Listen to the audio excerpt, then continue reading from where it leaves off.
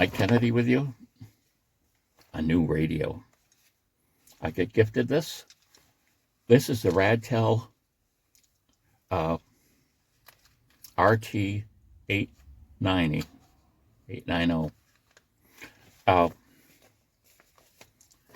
These are the inexpensive radio types. This is a different company than Baofeng. Now it's interesting looking at these two radios. This one is supposed to do 8 watts and it does more like 5. This one's supposed to do 5 watts and I haven't heard any.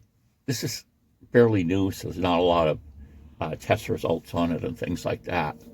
But I would assume that it's slightly less than 5. And something people don't normally realize is that if you have a multi-band radio, the wattage out is usually given for 2 meters.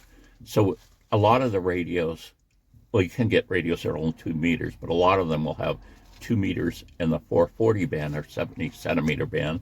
But the idea is when you go to those higher bands, the amount of power that's put out is less.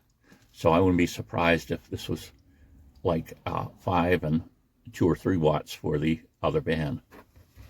Now what's kind of cool about this one is this one does 3 ham bands.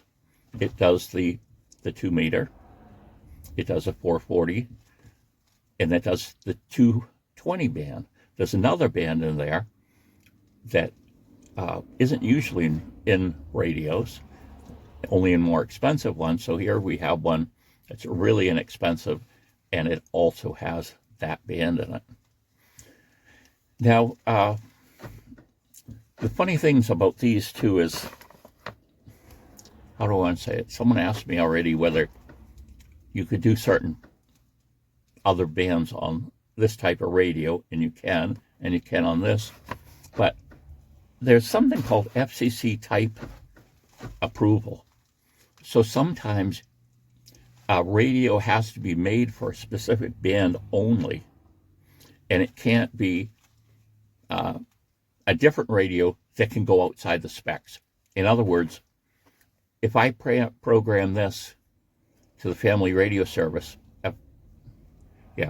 FRS, I could go above the wattage that I'm allowed to with this radio. And, that would be considered breaking the law.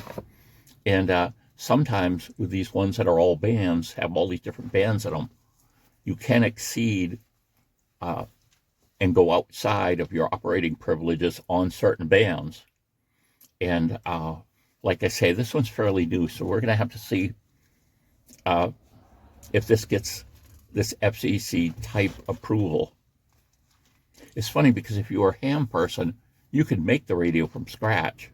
Well, not like this with all surface mount components, but say, theoretically, I could make a radio that would cover these 3 bands and other bands as well, and that would be fine. But buying something, they have to fit in certain slots, and they don't always fit on them. Something that's really, so I've just got this the other day, kind of, so something that's kind of nice about this one is it has a USB,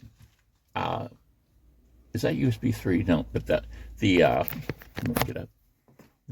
this type, that can go in either side. But you could basically charge this one from a USB cable. Now, it's going to take longer than it's got a little charging base you can use. But the big advantage here, of course, is you can charge it in the car without having other things around, without having a power source. Right now, the way this one is, I would need house current to plug into the little unit that this slides into to charge this up. And this one, no. I could just take it and plug it into the decent amperage car power thing for cell phones and whatever. So that's kind of neat.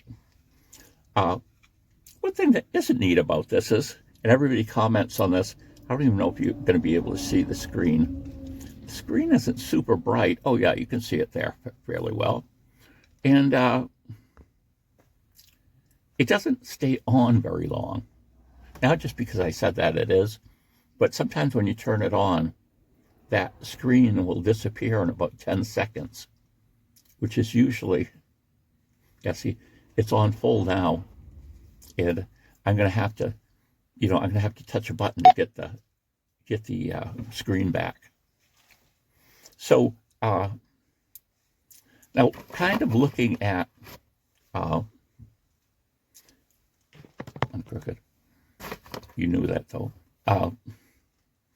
Now, these types of radios are generally a pain in the butt to try to program manually. So usually they're programmed by computer. And you might know someone, like I know, that does a lot of them and can do it quite easily. But this one, there's a program, and I forget whether it's Chip or Chirp, but a public domain program that you can program these with. Okay? And there's a Baofeng program too, but I haven't heard people say that they could get the Baofeng programs to work. But this one currently can't be programmed with this Chirp. Now, supposedly there's another software that you can do it with. But the nice thing about this, and I think this is going to be the wave of the future when you buy certain things now. Yeah, it's going to be a little more expensive, but you're going to buy it through a channel who's going to say, oh, want me to load that up with 300 or 400 channels so that you'll usually have what you want? And you're like, yeah. So this is basically all the repeaters for main that are in the 2 meter, the 220, and the 440 bands. Those 3 bands are all in here. The state of Maine, I think Vermont and New Hampshire are in here.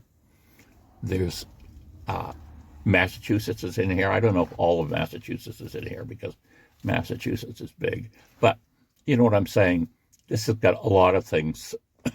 Now, what it doesn't have in it are some other things like this I like because I can, if there's something going on the street, I can tune this in and listen to the Gorham Police or Fire Department.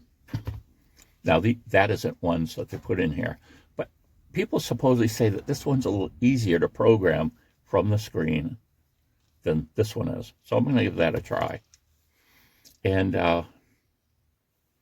it's just kind of cool. It's just, has so many things in it.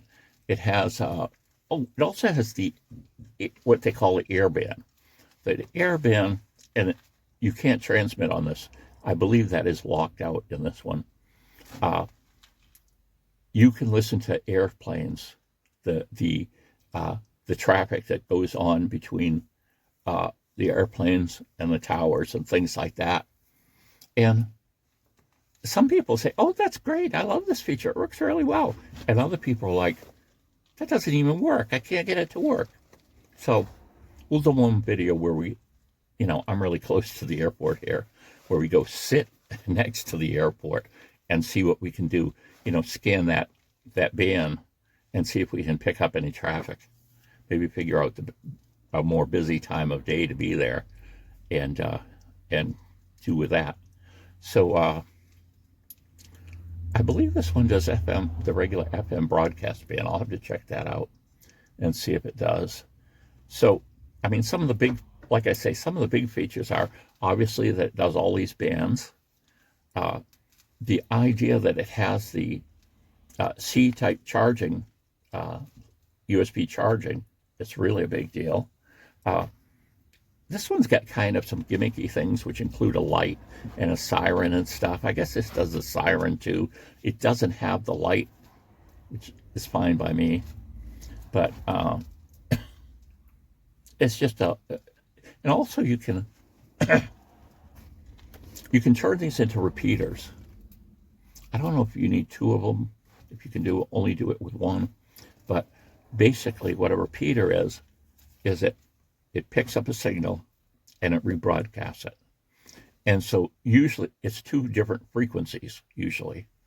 So if you get 2 of these and you get a certain cord to run through them, you can set them up in such a way that they will pick up the signal and broadcast it out on another frequency. And why would you want to do that? Well, because it would be so low power. Like we've got I'm up on Fort Hill and not right where I'm sitting because of trees, but I can basically, on a good day that is overcast like this, I can see Mount Washington, and this radio will easily hit Mount Washington, which is 100 miles away, because I'm actually in a high place in Gorham, so it would be line of sight. So, but normally you're in a bunch of terrain and everything's, so what you would do is, let's say you're doing hunting or a search operation or something, you would set this up in what you think is the center of the locality that you're going to be in. Then some people can go this way, other people can go that way. And even though the radio didn't have enough power to get all the way over to them, it had enough power to get to the repeater you set up, and then that sends a signal to them, and you can communicate back and forth. It's just kind of neat that it does it in, you can have two really inexpensive radios and set them up to be a repeater, and that just has a lot of advantages. This also has, and I'm not sure what the power level is. It says low in here, so it isn't going out at the 5 watts for sure, but you have the multi-use radio band, which is basically, you don't need a license to use it. Like I say, it's lower power, so it could be something that, people without a ham radio license could use this for. And again, I'll have to check into some of these statements I'm making about this type acceptance, because sometimes it's kind of blurry what that actually means, at least to me. Maybe not to other ham radio people, but please comment below. But I hope to put through some of the paces and try some things. I have heard reviews that say, it's kind of funny, they say, this is the best of the worst. So you've got all of these radios, these really low-cost radios. And I'll tell you, if you never had a regular price radio, you don't know what you're missing as far as sound quality and things. Even my old, which I don't have with me right now, but I've got a Yaesu by FT470. It's a walkie-talkie from years ago. And I bought it, did I buy it 20 years ago? And I bought it used then for $50. And that's what I started into ham radio with. And that has a dramatic difference in sound quality. It's just unbelievable. And so it's like, these will do the job. Yeah, these will do the job. But, there's a reason why radios cost more, is because they are better a lot of time. And especially these old dinosaur ones now that are considered dinosaurs because of the weight and everything they have. They're taking, my Yaesu takes AA battery cells and everything. These are so much more convenient. But like I say, it's obvious if you've used the different, the cheap radios and the regular price radio, it's pretty clear that these are cheap radios. But someone said this was the best of the worst. So they were saying that they thought the sound quality of this was better than the Banggood, the signal quality. And they also said that they thought this one was easier if you had to program it through the screen than this one is. Because, of course, you could be out in a situation where you're trying to interface with some other things.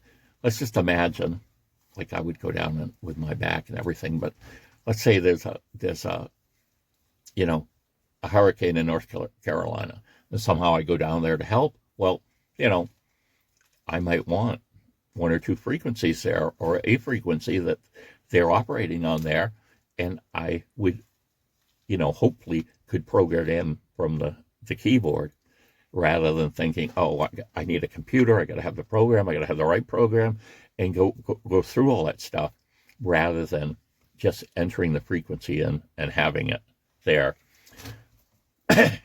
Now, some of the newer radios, this is the only instructions that came with it. Some of the newer radios, too, you can clone them. In other words, you get a certain cable, and it's between two units. You can just say, oh, I like the way you've got yours set up, and you put the cable between, hit some buttons, and everything on that radio, all the settings, gets cloned over to this one. So the two radios are identical as far as what's in there for channel content. But this also, I believe this has it, but I'll check for sure, but some of them do now, is the the ability to just pick up the signal and put the information in. In other words, I'd have it in a certain mode so that I took this radio, I transmitted on it, and it would be sensing that, and it would put the frequency in, the subaudible tones, and whatever needs to be in the offset, and all of that would go in this. It would determine it from the signal. And that's kind of a cool feature, because then, like I say, if you were in a certain situation, someone, you could just say, oh, let me use your radio for a minute. You'd set it, and you clone over, not clone over, I should say, but it would take over on and put that one channel's information into your radio. So that's kind of a neat deal. So there we go. I probably talked more than the information I know about it. And you got this.